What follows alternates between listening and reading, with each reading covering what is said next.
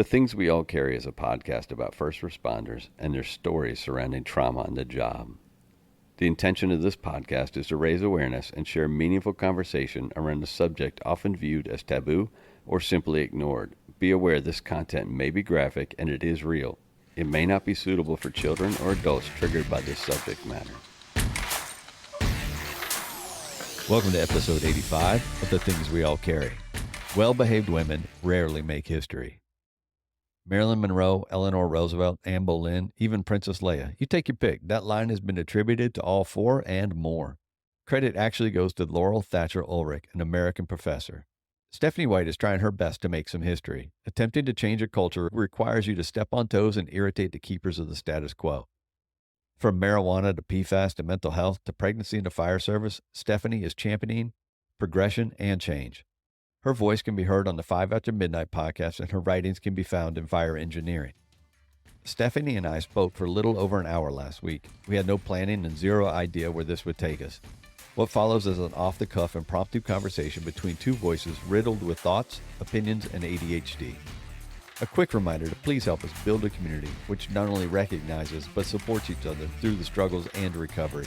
Reach out through Instagram at The Things We All Carry or email mystory@thethingsweallcarry.com to offer support and share your story. Please remember to leave a review on iTunes and give a shout out to any first responder you know, love, or care about. Y'all enjoy the show.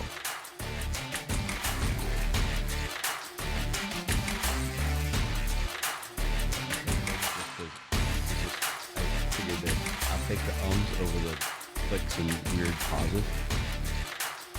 I don't know. I didn't like the way it was sounding, so I kind of eliminated, unless it's overwhelming with filler words. Yeah. So, anyway. All right, well, let's get this party started, right? All right. Well, welcome back to The Things We All Carry. Today, I have one of, I guess, I don't want to fill her head with big ideas or anything, one of my favorite guests of all time. She's been on a few times, and her name is Stephanie. You can also find her under the 5 After Midnight podcast, which if you guys haven't checked it out, please go check it out. Listen to what she has to say. Listen to what her guests are telling you. And it's a great show. It's informative and it's entertaining. So go check her out on the 5 After Midnight podcast. She agreed to come on last minute. I talked to her yesterday and she was willing to come on and just say, well, for lack of a better word, say, fuck it, let's talk, and no idea what we're going to talk about. So how are you doing today? I actually think that was a direct quote, the fuck it, let's talk. I'm pretty sure it was. Text back, yeah. Good morning or good afternoon. Yeah, for some of us, it's good up. morning, apparently, since you're just waking up. Accidental nap, post-shift.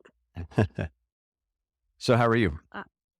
I have no complaints at this moment in time. Just got a solid nap in, and I'm on the wonderful 4-day break that our horrible schedule allots us. So, is it the day one of the 4-day for you?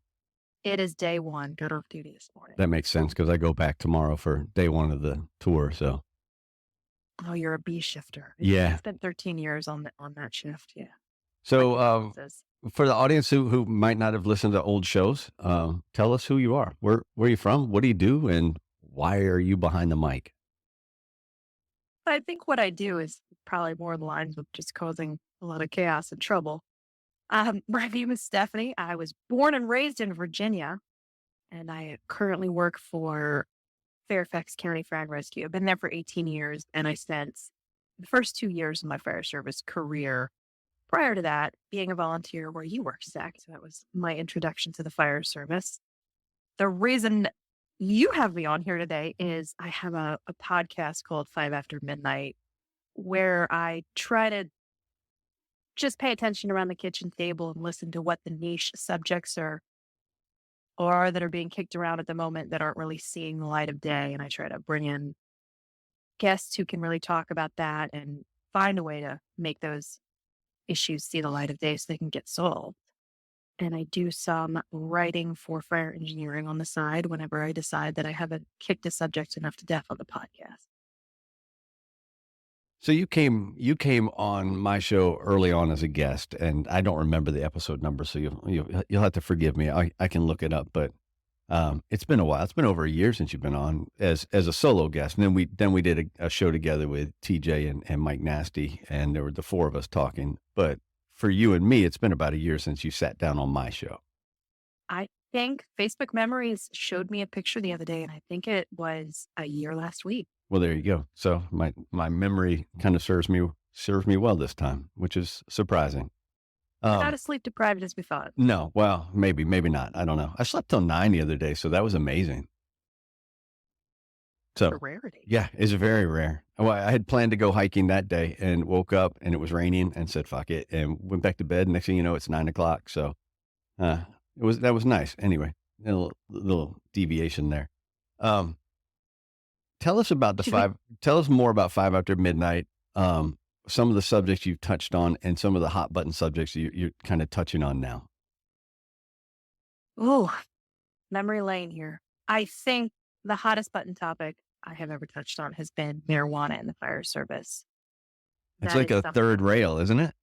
It really is. So disclaimer, joined the fire service very young, never got to do marijuana, be it legal or illegal. It just was something I was terrified to touch. I grew up in a Northern Virginia, DC household where it was kind of, you're probably going to grow up and get some sort of government contract job. You can't get it if you do marijuana. It's the era I grew up in the 90s around Northern Virginia and DC. So I just never touched this stuff. And seeing some of my friends over the years find relief who I had run calls with or had seen injured and seeing the damage that was done from injuries or the damage that was done from just horrific calls and seeing them develop anxiety, pain, whatever, it really runs the spectrum and only be able to find relief through that. And then seeing people I knew and was acquainted with be fired because they became opioid addicted after back injuries. And I have news for you. If you haven't received your first back injury, buckle up, Buttercup. It'll be coming at some point in your illustrious career because you're just going to do something to your spine at one point or another. It's unavoidable. And the first thing they're going to do is they're going to throw opioids your way. And you have to sit there and make a choice of, do I want to be in pain or do I want to be taking something that might get me an addiction, especially considering our lifestyle? Accidental addiction is a very large thing with our lack of sleep and stress levels. So that became something that I became pretty passionate about, seeing the stigma still being there, despite the fact that we've proven that opioids, certain ones, were designed to be addictive. And here we are seeing cops, nurses, and firefighters being fired for addictions that per se weren't even their fault. I do like to assign accountability to people, but if we're putting somebody on a medication that's designed to hook them, a lot of the accountability gets taken off their shoulders. That became a hot button issue for me. I've done a lot of writing it, done a couple episodes on that. So yes, you're right. Long-winded, but that is a third rail subject right there because people will always have very pro opinions and or just an absolute against opinion. There seems to be no middle of the road with them. Yeah, no, there's no middle of the road. I won't say that. I think we're seeing a growth in the middle of the road. I think that there's with shows like yours and the writings like yours and various others out there. I think that we're seeing some education. If it's not direct education, at least it's kind of seeping in somewhere. And you're starting to see, well, as long as we're not using on duty, which is the most, I hate when people say that because it's We're like, not yeah, going to but walk into the firehouse with a right. bottle of beer. Why would you assume we do it with a joint or anything else? And that is the assumption right away that we're gonna smoke a joint right in the parking lot, walk in and drive the fire truck. And that's just ridiculous. But you know what is happening is they're popping that pain pill and they are driving a fire truck. And I have ADHD, so I hate to throw my fellow neurodivergents under the bus, but I mean, Adderall. Yeah. Adderall is in a lot of ways a behavioral changing well, it's truly not changing, but it can be abused and people are allowed to take that on duty along with other medications that are just socially accepted. So the only reason we're not allowed to do this at the end of the day is still a Schedule One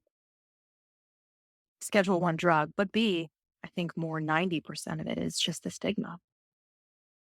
Yeah, and that stigma is starting to fade. I think that I read an article on NCAA.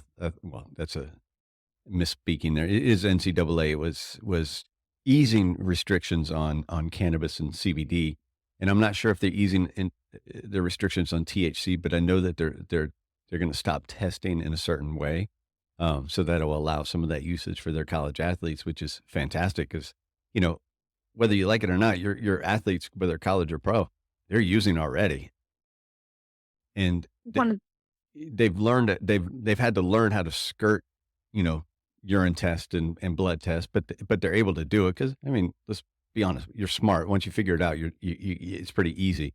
And so the NCAA is saying, no, this is a benefit. So let's stay away from the opiates, and the CBD and THC is going to benefit these athletes in the long run for healthier lives and longevity in their life. we have a strength and fitness coach who's an amazing, amazing asset, but he came from a professional sports background and he came in and he saw a rate of injury and all these things. And one of the first things off the bat, he said, well, let's start using CBD for inflammation and stuff. And that kibosh was put on that right Mm. away. So it's so fantastic to see people like John Bott from Rescue One CBD, who are just absolute brainiacs, coming in, waving the science and saying, stop it. Let's be realistic. I know this is related to the hemp plant, but come on, here are the benefits. Start saving your poor people's body and just allow them to take things that design them to sleep and have inflammation calm down in their body. So it's been fun to watch people like that who you wouldn't look at and equate with THC, but he's running the CBD side of things, which is, I mean, in this ladder of getting access to medical marijuana, it's one of the first rungs. So it's been neat to see that. Yeah, John's product is phenomenal, especially for first responders because of the testing that he does and the guarantee that he Hmm. makes that you are not going to test positive for THC because he throws out vats of CBD oil just because it tests a little bit too high. He guarantees that that's not going to have THC in it, and that's that for us. Well, excuse me, not for me so much, but for other fire departments, that's the utmost importance. Oh, no, absolutely. And we can kick around shift life later in the conversation because we're ADHDers, we'll do that. But if you work these 24 that turns into a 36, maybe you're working a 48 that turns into a 60-hour shift, you're not sleeping when you come home. You might take a crash nap, but your sleep cycle, your body's ability to say, at least for me, what's bedtime and what's awake time is completely fucked. And to be able to take something like CBD that is not going to give me that hangover effect in the morning that I would assume any kind of sleeping medication would, and it's going to calm inflammation and stuff in my body. Come on. How let's not let our people take that. It's a journey towards common sense is really how I look at it. Why are we insisting on leaving our people with crappy options? Some of the anti-anxiety meds that we take are not designed for you to go into a high heat environment, for example. They mess with your hypothalamus, they mess with your ability to sweat, and they say on there, do not take in a high heat environment. But that is the thing we are willing to prescribe to our firefighters or occupational health or other providers. This is the first line drug. And also, therapeutic threshold that you will have very unfortunate side effects if you don't take all your medications the way you should. So let's say you get stuck on a 60-hour shift and you've forgotten that medication, you're going to be in a world of hurt. Yeah, So that's a great point because if you look at THC or CBD, it's not addictive and it's not something your body's going to come to rely on. it's just all a matter of saying forget it to the stigma and running towards better health options for our firefighters. And I think it's finally starting to become a bit of a no-brainer in some areas of the country, and I'm excited to see if that finally hits home right where I am. Well, I mean, they just need to look to the South a little bit to find out I that cannot. you can I take it really off the drug screen and disaster doesn't happen. So for those of the listeners who aren't from Northern Virginia, just a little bit of an explanation.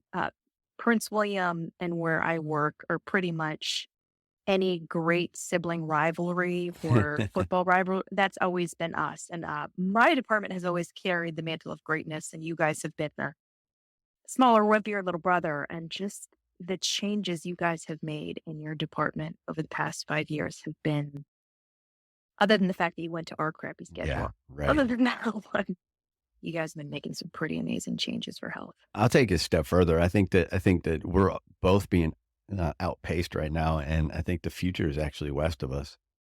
Um, Don't say Loudon. I think it is. I think that No. I think there's some things they're doing they're better than both of us. So I'm not saying that they're there yet, but I think they're headed there.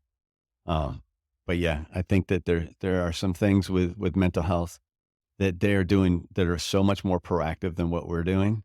It just it outshines us. So our Virginia State peer team just got stood up, and our clinician for that is Loudon, one of their last mental health clinicians, who I think is probably responsible for a lot of that. Hmm. I mean, obviously the people who are currently in that position are doing amazing work, but I think she did a lot of the groundwork for that. And she's absolutely amazing. So I'm really excited to see what she does for us at the state level after seeing what she accomplished in Loud. Well, that's a great segue because that's one of the things I did want to talk about that I forgot to mention to you when we spoke before we came on air is that state peer support team. I kind of want to get into that with you. I know that this is a pet project of yours. This is a baby for you, and you put some blood, sweat, and tears into it. So tell me about it a little bit. This is this is something I am pretty excited about. When I first started volunteering in Prince William in 2003, I don't know if all departments did this, but Prince William did. CISM, the critical incident stress management, was all that we had. The peer model didn't exist yet. And what CISM is they bring in two people on the team, two or three people, and they sit you all in a circle and they make you talk about the trauma that you just went through. Hmm. So if you ran a pediatric cardiac arrest, anything just that would kind of haunt you and stick with you and give you issues, they would sit there and right away make you relive that trauma. You did not have time to digest it, nothing. And you had to say it in front of a group of people.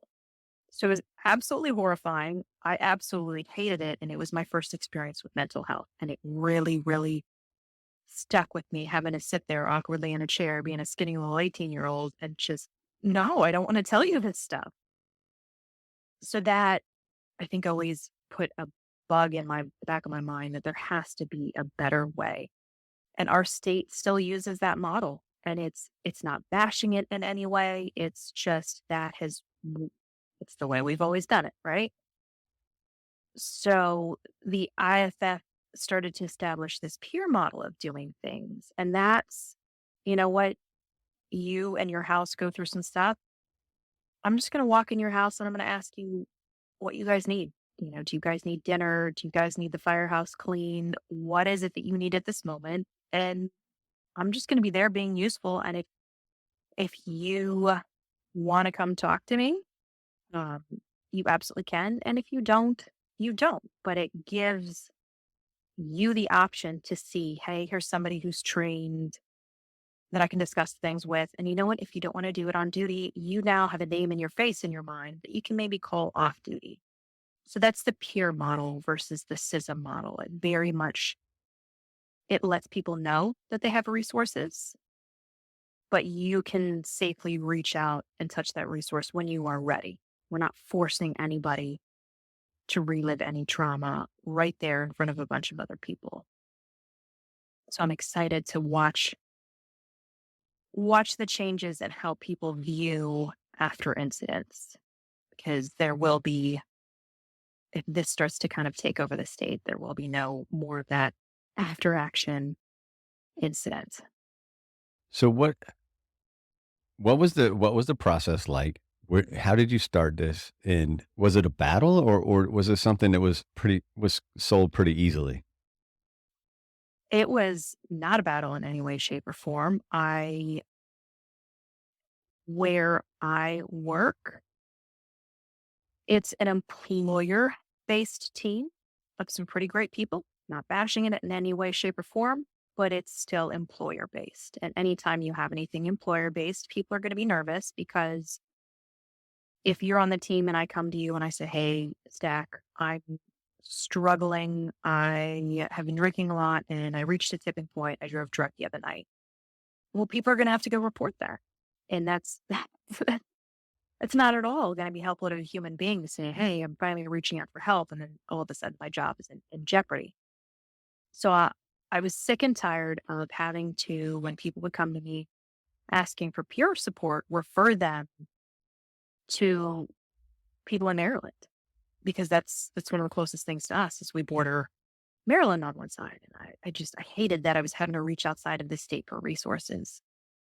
So I contacted the VPFF, Virginia Professional Firefighters. I contacted their board and said, hey, what can we do with this? And they said, listen, go do the research.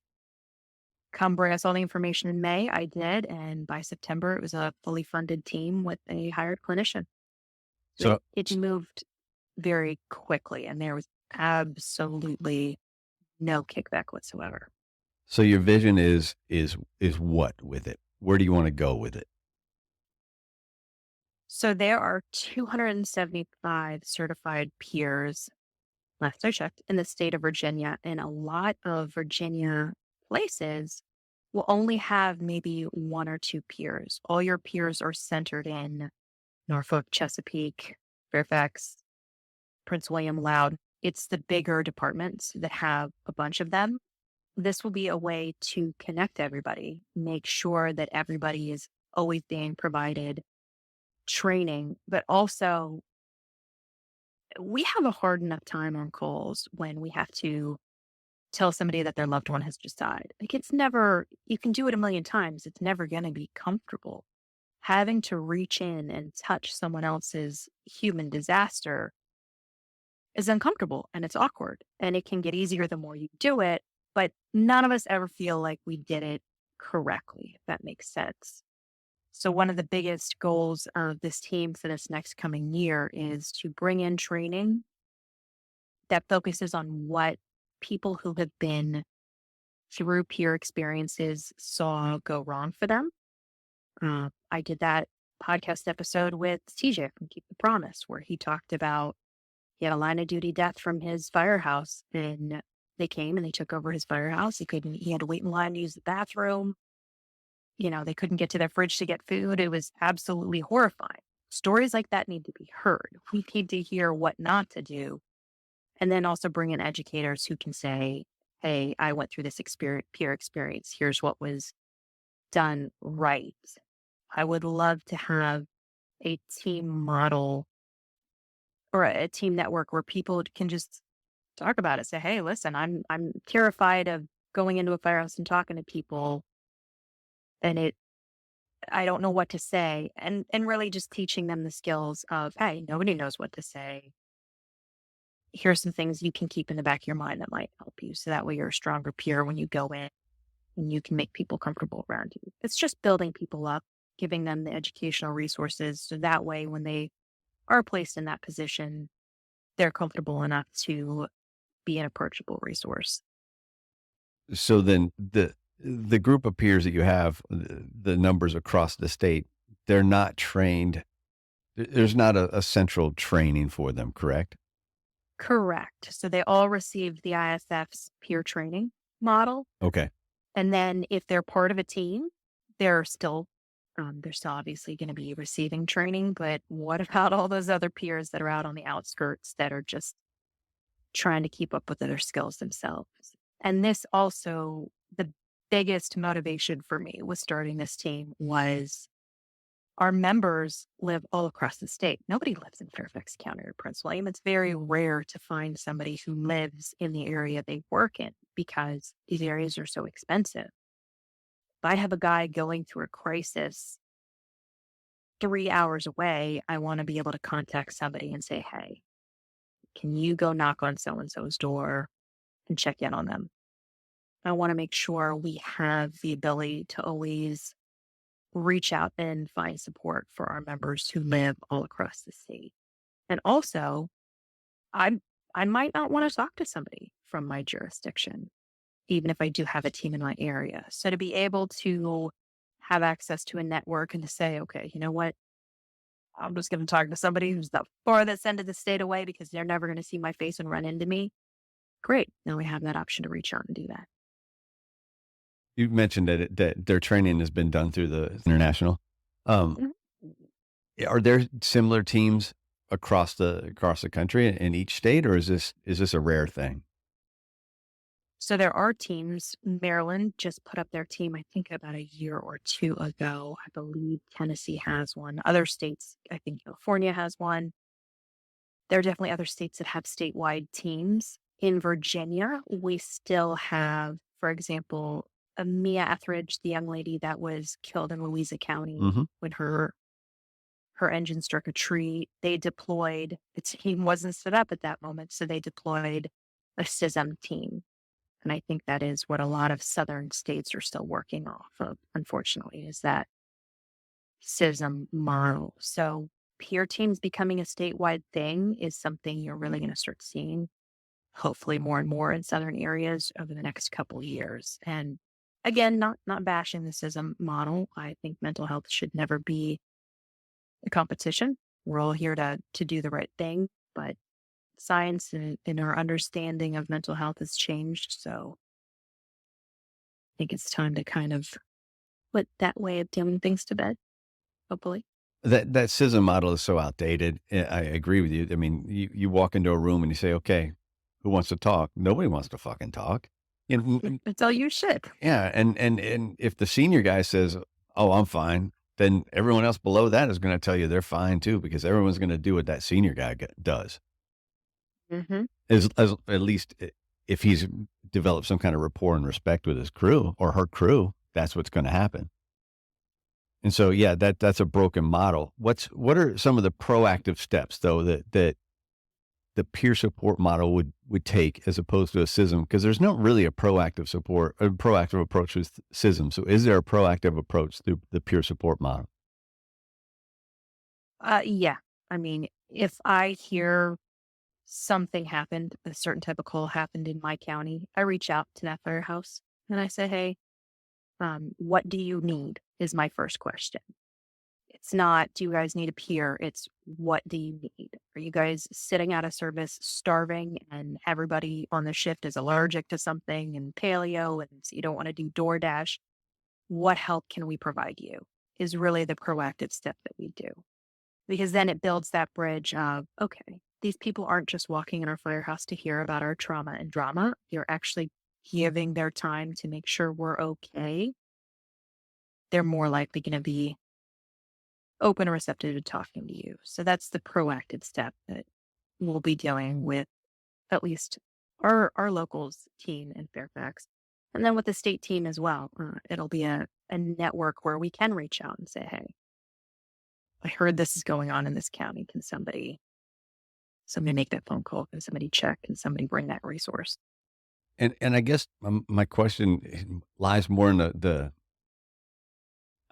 the educating educating, members. yeah, and getting to, I don't know, getting to know, and this is very local because you can't do this at a state level. You can't get to know members and react. So your peer support at a department level has to be able to interact prior to anything even happening, so you know kind of a baseline of what someone is. And that I think that's a senior man officer chief level get to know somebody. And so that's the proactive piece I think that we quite often we miss in the fire service nowadays. So what I'm doing, and when I say we just stood up our locals team for our county, we just stood it up. I'm slowly putting each peer's face and just a short bio where they grew up, fun fact or two about them on Instagram. So people can start seeing these are our peer members. And then eventually, when it gets to a certain point, it's going to be more countywide education of, hey, here are your peers. You might not like peer A, but you might have a great relationship with peer W. Like, these are faces that you can reach out and talk to if you're going through something. It is a weird, awkward line of having to go out and self promote mental health without shoving it in people's faces. And that is very hard to do because uh, when any resource shows up at lunchtime or whatever, you're like, come on, get out of our firehouse. It's lunchtime. I just want to eat. We've been running coals. So it's finding the line of getting out there so people can see your face and not intruding on people's personal space. Yeah, I think that there's that balance. Obviously, you have to balance that intrusion with getting to know and being familiar with. And I just, yeah, there's as somebody who likes to keep my personal space. I don't intertwine too much with work. I understand that that's a very fine balance.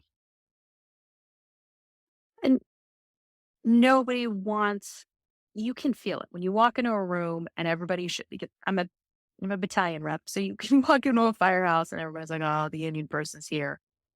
You don't want to create that kind of situation with a peer team. So I'm still trying to figure out, okay, we can do it on social media. How do we make people aware 100% in person of what their peer resources are without turning them off to it? Still trying to figure that one out. And it could just be we are in such a staffing crisis with holdover recall and callback that we just make sure our peers mention it while they're at a firehouse working a detail or overtime or whatever. Just casually drop that. It might be something as simple as that is going to be enough, but uh, it's hard because if you under promote it, then people aren't going to have advantage to a resource when they're in trouble and in need. If you over promote it, nobody's going to want to reach out and touch that resource when they're in trouble and in need. So thanks, Zach. I'm going to stay up awake tonight thinking about that one. Well, you're welcome. That's what I do. I pull that pin on that grenade and roll it into a room for you. Yeah, I really needed another problem to think about. Thanks, buddy. Well, let's talk about another problem that you think about quite often lately, and that's I'll go with women in general in the fire service, but specifically, you've been talking about pregnancy in the fire service, and I guess I always realized that there were some issues floating around the fire service with pregnancy, but I guess I didn't understand the depth of it until you and I spoke about it one time, and it's on both sides. It's on the male side and the female side, and for the reasons why, first of all, getting pregnant might be an issue, and then maintaining a pregnancy. Mm. So this has been my longest soapbox. I started this battle slash journey in 2011 with my first son. And I think what you're talking about is the way I've really been preaching lately, the dichotomy of we're starting to see more and more females staying longer in the field than they necessarily should because it is people aren't giving them the hard time that they used to give people. And it is becoming more of a normal thing to have females in your fire department, at least around here. So females are pushing it a little too much because the science hasn't caught up to the firehouse and they aren't hearing the numbers of miscarriages. There's was a recent study, I think last year, that talks about the higher level of deformities and medical issues of children of firefighters, and that hasn't been placed in front of them, which is part of the other fight, which is apartments. You need to have a manual and you have no right legally, literally, to tell a woman when she has to come out of the field or has to take leave without pay because you don't have a manual or anything in your collective bargaining. So that's been someone asked me earlier in the month and they said, well, you're really playing both sides. And I said, yeah, you kind of have to because you can't come in and tell that woman who's staying so long that she legally can't be in the field unless she proves that she can't do her job. But then you as a department also have the responsibility to put the science together and to put a program together where she can safely go on light duty and wants to because you've put all those alarming studies in front of her. I think that's what you're referring to. Yeah, I am. And also, I think that the depth of the issue for me that I didn't realize was some of the, I suppose there's some epigenetic changes that can happen with the job that we do with the chemicals that we ingest either purposefully or ignorantly because we just don't know that they're there. And I think there's some changes that um, affect men and women. And I hadn't thought about the longevity of staying in the field while you're pregnant. And I guess how long, I mean, what does science say? Or is there not anything out there that gives a suggestion? Hey guys, quick break right here just to check in and thank each of you for listening to the show. Your support has been paramount, and I appreciate all of you. I have one request, though. I need you to share the show with everyone you know. Help me get the word out and spread these stories as far and as wide as we can. While you're at it, please leave a review of the show wherever you happen to listen. Feel free to reach out to me at any time to share your story, to talk, or to pass on suggestions. Let's get on with the rest of the show. So there hasn't been any kind of concrete report or white paper that you can point to and say, this has the number, the magical number. I would say this: if you are pregnant, look into studies on, and I know this is going to sound crazy, but loud noises. There have been noise studies done and their effect on fetal development. Sleep. There have been sleep studies done on fetal development.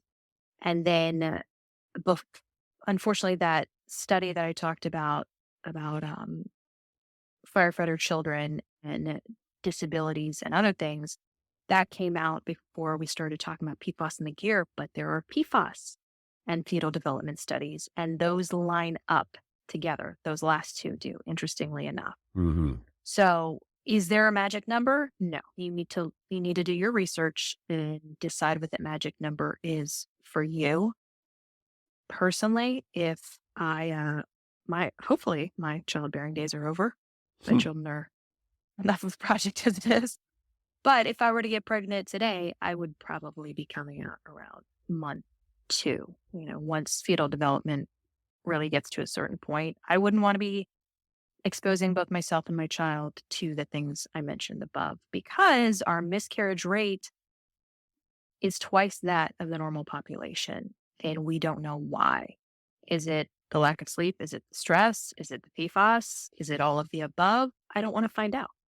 I have an 11-year-old and an 8-year-old. And in between those 2 pregnancies, I ended up having 2 miscarriages. And I mean, to this day, I couldn't tell you why or what it was. I don't have any kind of family history of multiple miscarriages or any of that. So, and no medical issues that would have caused that. Is it just bad luck? Maybe.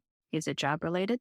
Maybe. But the science also says that I'm more likely to go through what I went through. So I'm going to have to probably lean towards the job. It's interesting. I mean, second month so far, well before I would have thought that someone should leave the field. So, but it makes complete and total sense. And I'll say this, my firstborn, I didn't come out of the field until almost 7 months. And my second born, I came out around 3 months. I mean, if you go based off what your body can handle, your body can go pretty far. So you really need to make sure that you're not doing that you're going off of the science. I think something that's been making me twitch a lot lately is seeing how, and I'm twitching because I did this myself with my first pregnancy. Nobody had stayed out on an engine as long as I was. And for me, it was a point of, I'm going to do this and I'm going to prove that I can do this. Right. I was young and dumb. I think I was 27. That counts as young and dumb. And looking back on that now, I cringe, and I'm so fortunate that my oldest is healthy and well, he's my child, so I can't say normal, but relatively normal. It just don't, if you're staying out for a long time, just to kind of see if you can mentally, physically challenge yourself or it's a point of pride, don't do it. Don't, it's not worth it. Having a healthy baby and getting some sleep, that's worth it. Make that your competition. Let's change gears a little bit. A couple of things you posted lately on Instagram have caught my eye, and one of them is talking about this. Are we taking mental health too far? And that was an episode you Hmm. did, and I won't get too much into the episode because and they can go and listen to the episode. I'd rather you have an audience listen to it than me recap it. But are, you say in your post, basically, you say, "Where's the balance between suck it up, Buttercup, and hey, we're going to see bad things, but how do we protect some of that, and how do we protect our brains a little bit, but also realize we're going to see it. So what do we do? Where's the line? Is there a line? I know that I preach obviously mental health and taking care of yourself and talking and getting out there and getting this shit off of your mind. Um, but I put this stuff out as well, and I put something out about PTSD or stress or trauma, and inevitably there's somebody in there being a smartass, and they're like, "Well, you're a fucking firefighter. You signed up for the job." So, what is taking mental health too far? Do you think there's that's going on right now? I think if we're not careful, we can head that way. And I overuse this term, but it's the most accurate, the pendulum swing that is the fire service. Mhm. You come into the fire service. I mean, when I came in, the jokes that were made, the sexual advances, those things were completely normalized and allowed. And now you walk into some kitchen tables and they're terrified. They don't make any jokes because they're so afraid of getting in trouble. And I might say something that offends somebody. We've had that pendulum swing. We do with absolutely everything in the fire service. We always have a knee jerk reaction instead of sitting down, observing trends, and taking action where there needs to be action taken. So with mental health, we did suck it up, Buttercup, for so long that now, I mean, I can't be upset about this. We're flooding the fire service with mental health resources, which is absolutely amazing.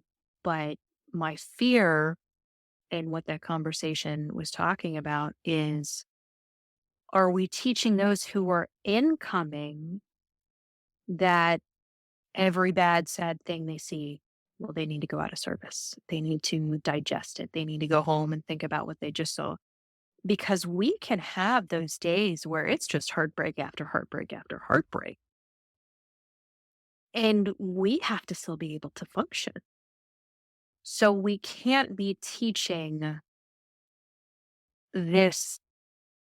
You have to stop the world and pause and take care of yourself every time you see something horrible, because we're going to see a lot of horrible some days and it's going to be back to back to back to back. And there is certain things, obviously anything that ever involves kids, like there needs to be a pause to make sure that, okay, is everybody operationally functional? Is everybody okay? Because that will always affect even the saltiest motherfucker on the crew. But then we also have to teach people how to personally triage trauma. Mm. Is this trauma that's going to take me out for the day? Do I need to? Because you know what? There might be something with a geriatric that triggers something in somebody that their grandparents went through or that they saw their grandparents go through or whatever. That might be surprisingly triggering for somebody. Okay. I'm not you. I wouldn't know that. So we need to be teaching along with all these mental health resources that you have to triage the trauma because our job is trauma. We are being paid thin red line, right? Everybody wants to put it on their truck. Well, we are the thin red line between society and trauma. And you're going to be hit with that trauma. Figure out where your function line is. I can see things up to this point. Then I might need to back up, but I have to acknowledge that I'm going to be saying those things. And I think that's something we're not necessarily talking about enough. Well, I think that some of that comes into play with your own crew. Like you guys, and I say you guys is speaking of crew integrity there. When you go into a call and whatever it is, I don't care what the trauma is. I don't care if it's with an infant or if it's if it's multiple people injured or multiple people dead, whatever the trauma is, there has to be that space. And this goes back to that peer support, that proactive approach on peer support. It has to be that space to go, wait a second, let's talk about that. Not necessarily let's go out of service because that's not feasible. I get that. But with those, I don't know, it sounds horrible, but the smaller traumas, I think that we have to take care of each other before that builds for us. And then we have to self triage. We're not teaching how to go, wait a second, what I saw is fucked up. Let me write it down. Let me talk it out. Whatever works for you, let me do that. And we're not teaching that yet. Even though we give lip service galore to mental health, I still don't think we're teaching that. No, we're not. And the thing about teaching people how to self triage means we're not going to have an overreaction or they saw something sad and scary. And we're not going to have an underreaction if we're teaching people how to self triage. So I'm going to say, you know what? That is bothering me. I had a dream about it last night, or I had trouble sleeping last night. That's really weird. Why did I have trouble sleeping? Well, I saw this thing the night before. Could the two be related? My appetite is off. I'm eating too much, not eating enough. If we're teaching people to be aware after trauma, we're going to make sure that nobody falls down and over that cliff of that hidden PTS from a cold. Yeah, it's such a weird thing because I catch myself doing it. We run a call and we haven't had, thankfully in the last couple of weeks, we haven't had anything traumatic or huge or whatever you want to call it. But we've had those calls where the body's in the middle of the street and its limbs are askew and it's quite obviously dead. And you're just like, well, it's just not healthy to sit there and stare at a dead body.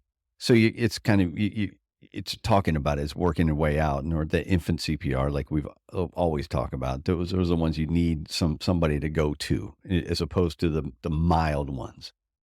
Go ahead. What surprised me years later, looking back on it, the calls that really affected and screwed with me, or when I first came in the fire service, there were still a lot of AIDS patients, and there was still stigma about AIDS. So I was running people in their final stages of AIDS who no family around. And an AIDS patient looks very much like a cancer patient in their end stages, which is they're very emaciated. They're just, it's a hard state to see a human being in the end stages of their life. And they were alone so much of Hmm. the time. And you would have these patients begging you to stay with them. And we always have certain patients who latch onto us and say, oh, please stay with me. But to have people who you knew had nobody coming to be with them, and this was their last moments, and they were begging you, nobody's ever going to teach you that that's going to screw you up. Nobody's going to talk about that because that, on the grand scheme of things, right? That sounds like such a mild call.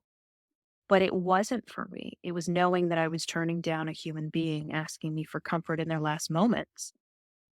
That was just devastating for me as a teenage medic.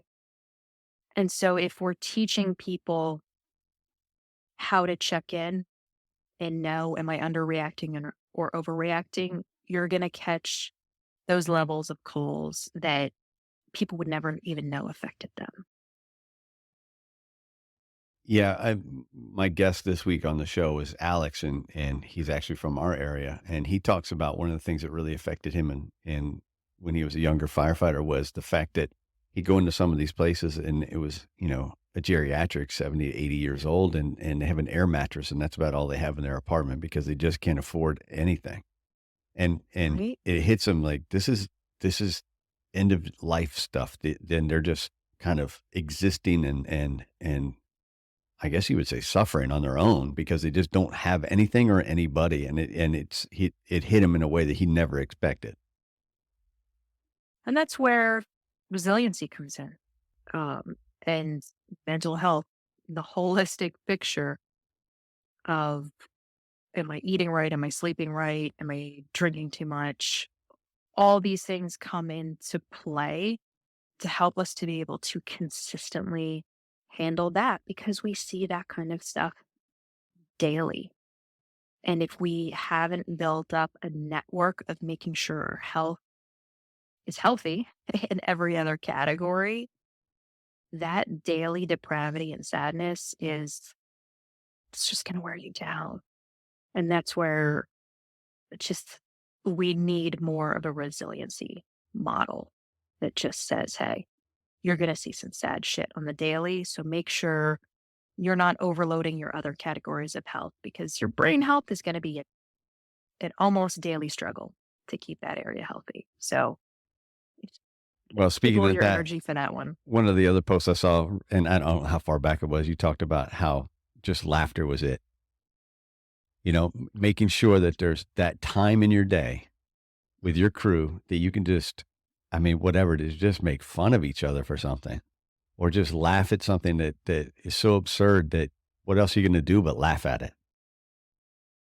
So this, I don't know whether to say it's absurd or laughable or sad or what, but I developed a class that I'm teaching a couple places across the state this year that talks about the fact that the EEO, the harassment, all that training, that mandatory federal training we all Hmm. receive in the firehouses every year is useless. The reason we receive it is so that when you or I say something stupid to somebody else, we can tell the DOJ or whoever, hey, listen, Stack's been trained. He watched something on Target Solutions. He knows better than that. That's a no-no zone. And we have this dysfunctional model that doesn't actually talk about the true harassment that lurks in firehouses. No. And instead it says, don't say anything that could be mildly offensive. And everybody's terrified to make a joke at the kitchen table. And the class really focuses on, now here's what fire service harassment looks like. Create a create a training that truly focuses on that. Teach your people at a firehouse that, yeah, this is the wild, wild west. You can police your own wild, wild west. Tell Billy Bob when he says something truly offensive to knock it off. There are jokes that are never going to be okay. We all know what they are. Tell him not to do it. Gather around your person. If you see one of your fellow firefighters being harassed, everybody goes silent.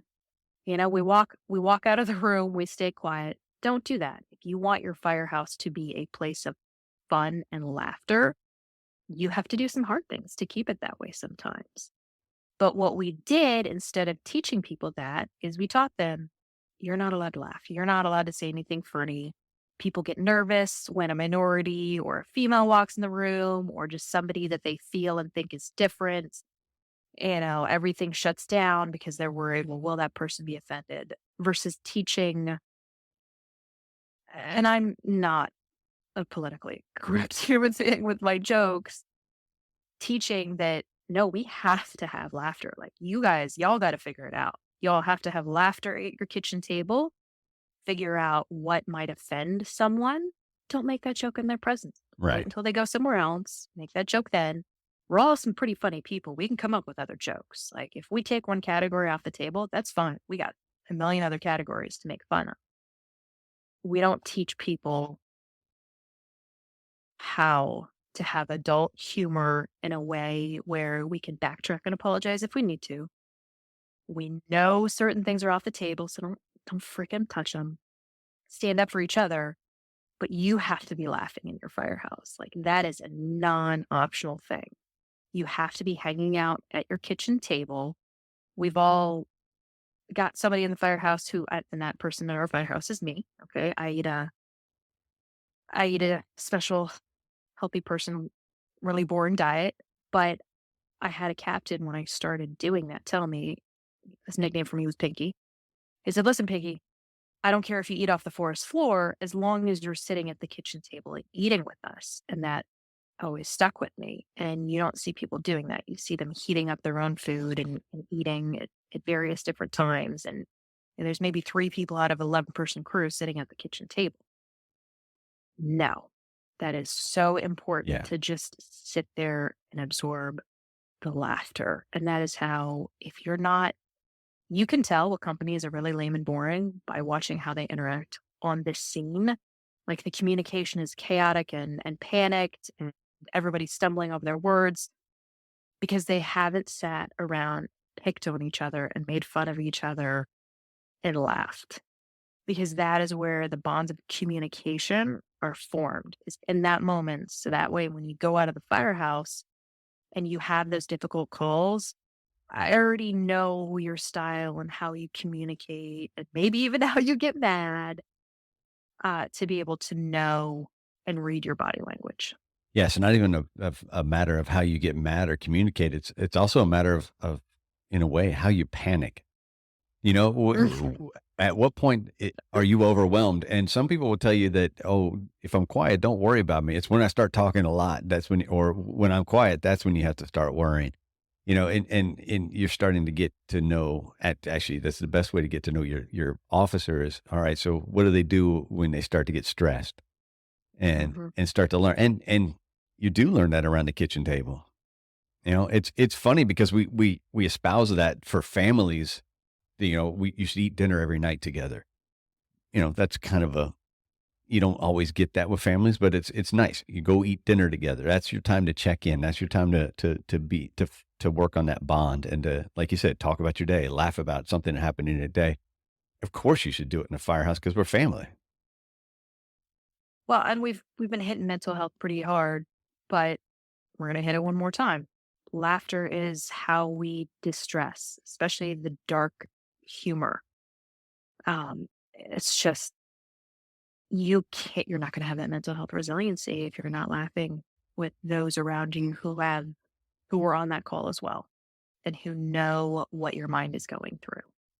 I'll throw it back again. I'll throw his name out there again. TJ. He and I talked about one time. I as I tend to do to you and TJ quite often. I'll just send texts. You know what's on my mind, and one of them to him was, "Hey, you want to do a different show with me?" And he was like, first of all, he's like, "What the fuck are you talking about?" He's like, "Hold on, time out. I don't have time for this in my day. I didn't plan for this discussion." But I said, "Yeah, I just want to do something where I laugh once in a while, you know, because on this show, it's few and far between where we actually just spend some time laughing.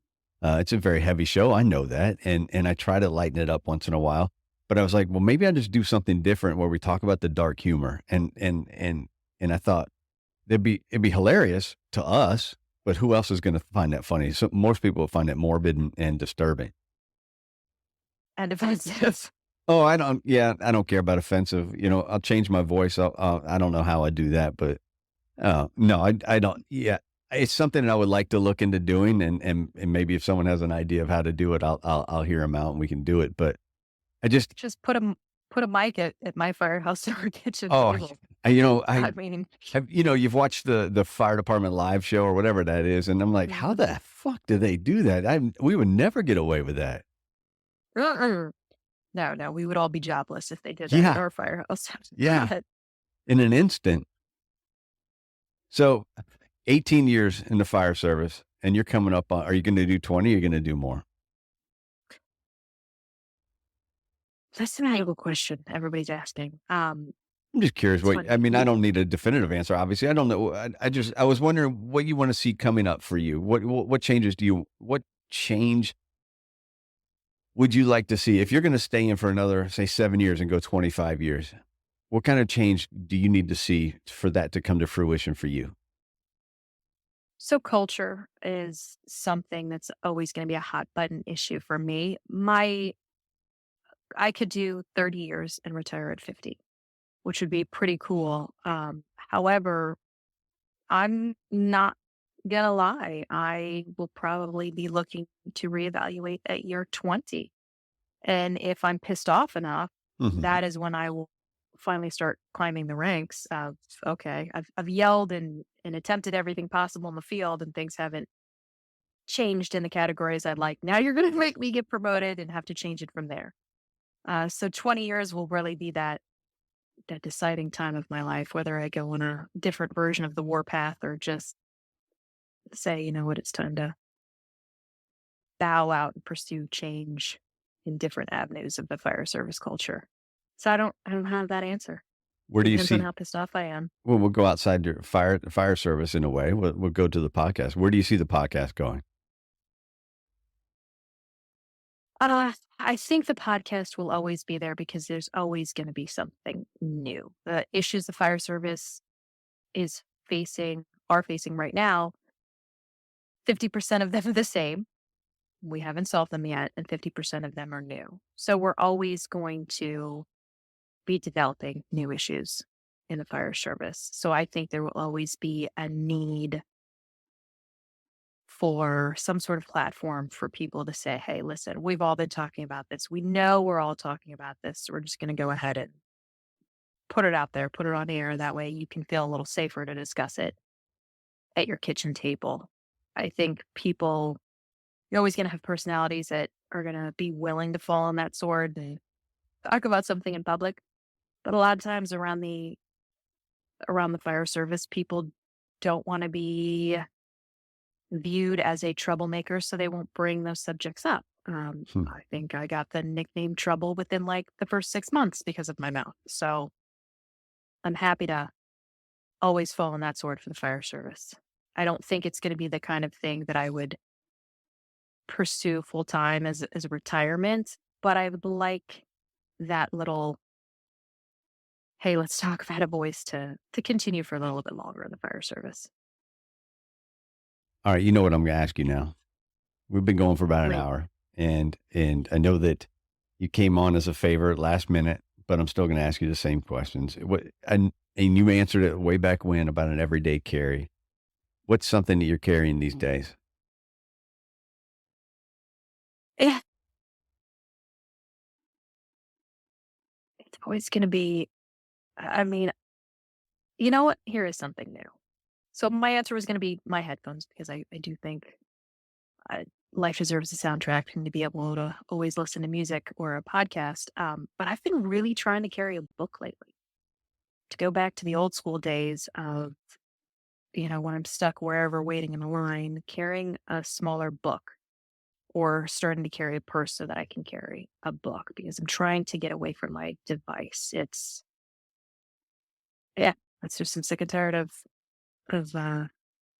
being reachable, really being reachable and starting to develop that urge to check Instagram or other things and email and It's such a yeah. double-edged sword because for us, that's how we're trying to get our exposure. And then it feeds it though. It feeds this, okay, now what are my numbers at? What am I doing? And to let go of that is important. Well, I think eventually you get to a point and to an age where so I'm on this edge right now of okay, how busy is too busy? So we set out on these journeys to help other people with their mental health through your podcast, through peer teams, through having pregnancy manuals, helping people get medical marijuana.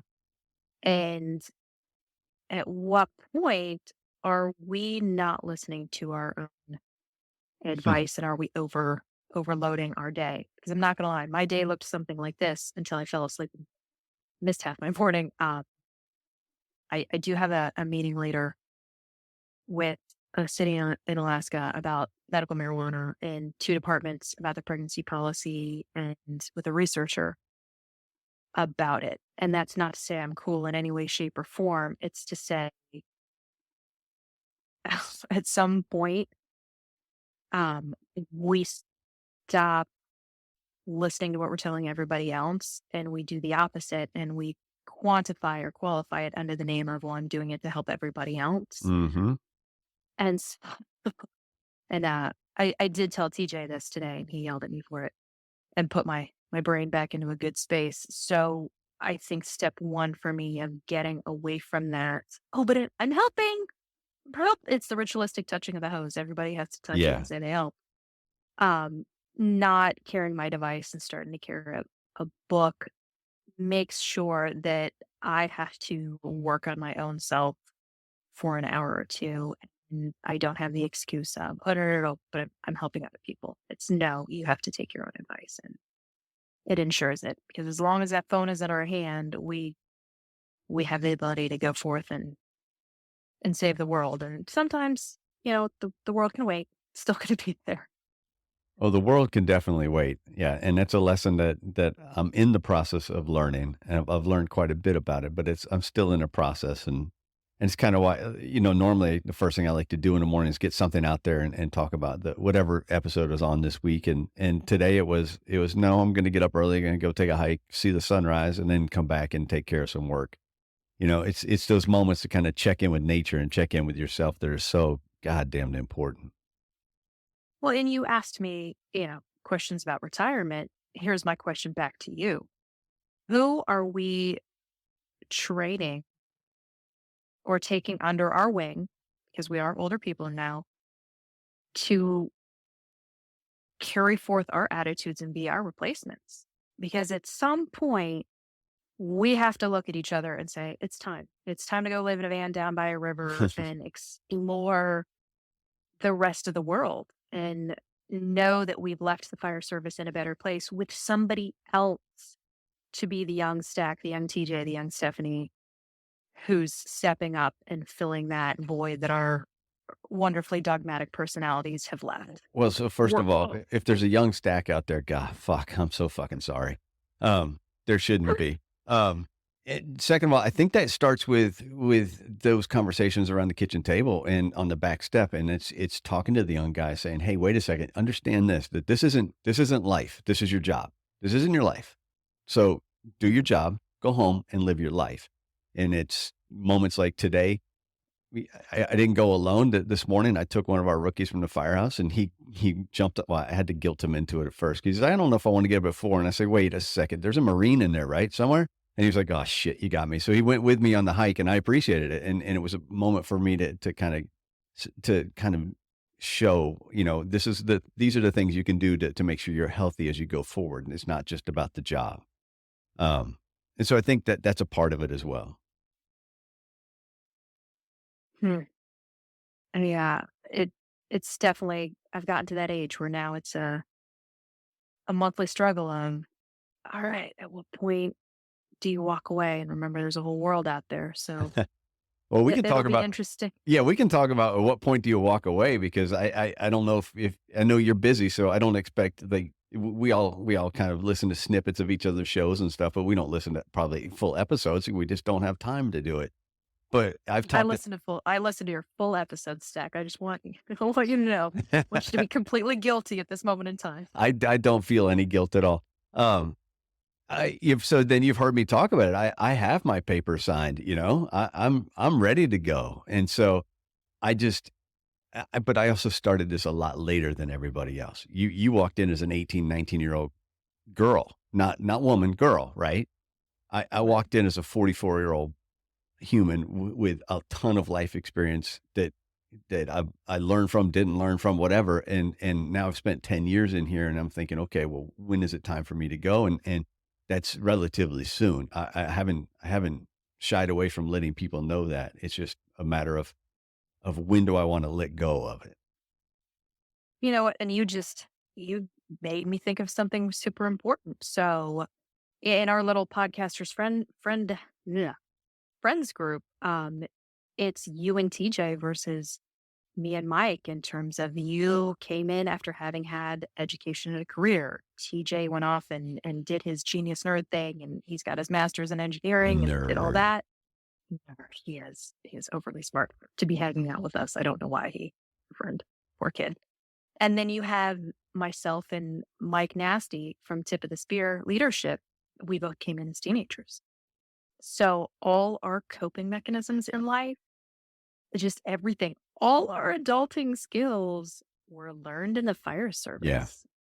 And so the difference in that mental health between the four of us is, that's going to have to be a whole nother episode, because the way you and TJ, having lived lives before the fire department, react and process things is going to be completely different from the two of us who essentially grew up and became adults in the fire service. what you're saying is that TJ and I are the saner half of the four of us. That's what I'm And hearing. that's a scary, scary, scary thing to say. So next time we'll CNTP talk, saner. we'll get into that. We'll get into neurodivergence and everything next time. We'd get too distracted now to talk about it. All right. What are you reading these days? I have a stack of books by my bedside at the moment, but you know what? I am back on the Charles Bukowski train. Oh yeah. Okay. And David Sedaris. David Sedaris, I actually think is more fun to listen to than to read. Okay. If you listen to any podcasts with him, he's absolutely hysterical. Ugh. But right now, I have got Burning in Water, Drowning in Flame next to my bed, and more Notes of a Dirty Old Man. Notes of a Dirty Old Man was pretty good, but more Notes of a Dirty Old Man was all his rejected writing because it was too raunchy. Too out there. So if you haven't read that, I'm guessing it's probably under your pillow at night. It's right up your alley stack. Well, I'll check it out. I'm always looking for something new to stack in the stack of books next to my bed, which is... I see what you did there. Yeah, you like it? So, yeah. Well, listen, I appreciate it. Thank you so much for coming on and being willing to just kind of wing it today.